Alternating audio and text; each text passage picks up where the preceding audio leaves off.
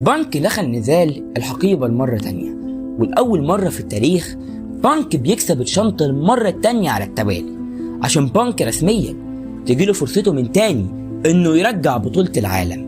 وفعلا بانك ما كدبش خبر، عشان في عرض اكستريم رولز 2009 بانك بيصرف الشنطة على جيف هاردي، وبعد GTS بانك بيفوز عشان يرجع بطولته من تاني.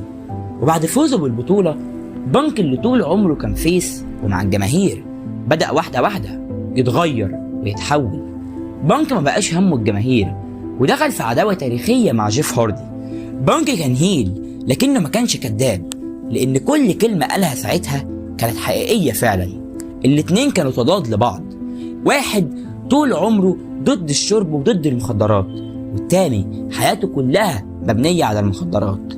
الاتنين لعبوا 3 نزالات، منهم نزال تاريخي أسطوري في السمر سلام من نوع TLC انتهى بفوز بانك واسترجاعه لبطولة العالم. لكن السؤال دلوقتي، ما هو القادم؟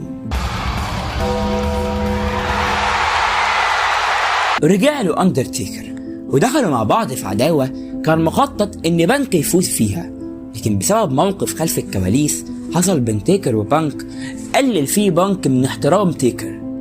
بانك خسر العداوة ولقبه لتيكر في الهيل إن سيل، عشان بعدها يجيب بانك وما يرجعش غير سنة 2010.